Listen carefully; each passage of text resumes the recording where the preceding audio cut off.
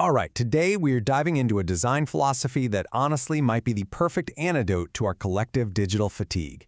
We're going to break down biophilic web design, and we're drawing our insights from a really great article by Silphium Design. I want you to just think about that feeling for a second. You know the one. End of a long day, you've been staring at screens, and you just feel drained. It's a feeling we all know, and it perfectly sets the stage for what we're about to talk about. So let's start right there with our digital burnout problem. There's this massive contrast in our lives, isn't there? You have the mental exhaustion that comes from our screens, and then you have that deep, restorative calm you feel when you're out in nature, maybe on a forest trail or just listening to the waves. And that brings us to the huge question posed by our source material. What if we could actually design our digital spaces not to drain us, but to give something back? What if they could be even a little bit restorative? That's the challenge biophilic design is trying to meet head-on. Okay, so let's get into the solution. The answer actually starts with a really powerful, kind of primal human tendency. It even has a scientific name. That name is biophilia. And this isn't just about, liking a nice landscape photo. The biologist E.O. Wilson argued that this is a deep-seated biological need hardwired into all of us. It's the reason why something as simple as a plant on your desk can genuinely make you feel better. So, the logic follows, right? If biophilic design works so well for our offices and homes, why on earth wouldn't it work for our websites? Biophilic web design is all about taking that exact same idea and applying it to the virtual world to make it more human-centric and way less stressful.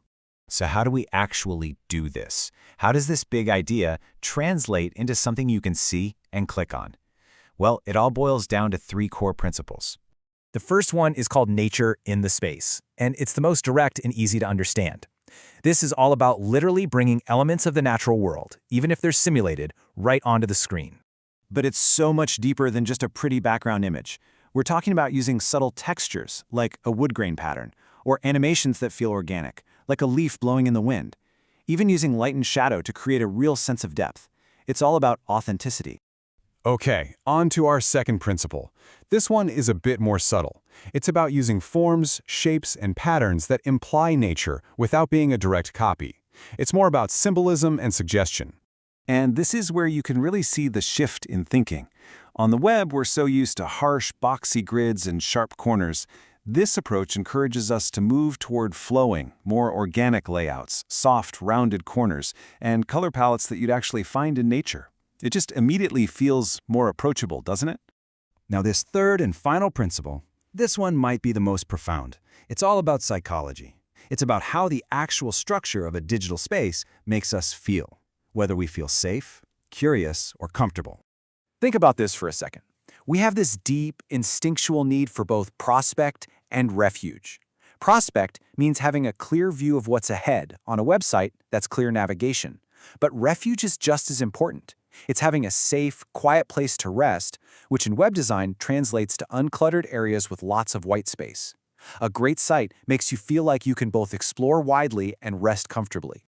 So, we have the what and the how. But the really big question is, why does this work? Why should anyone actually invest time and money into this? Well, the benefits are very real, and they impact everyone involved. The good news is, the positive results really fall into two very clear categories. There are the benefits for the person actually using the website, and then there are the business benefits that come as a direct result. And you can see here, it is a total win-win. By creating an online experience that actually lowers stress and helps people focus, businesses get exactly what they want: higher engagement, people sticking around longer, and a much stronger emotional connection to their brand. A happy user is an engaged customer. It's that simple. So as we wrap up, it's really important to see that this isn't just another passing trend. Biophilic design is asking us to fundamentally rethink the very nature of the digital spaces where we spend so much of our time. And that really leaves us with a provocative question to consider for our own little corners of the internet. Are we building digital spaces that feel cold and functional, like a sterile office? Or are we trying to cultivate digital gardens, places that don't just work well, but that also soothe, engage, and maybe even inspire? That choice could really help shape what the future of the web feels like for all of us.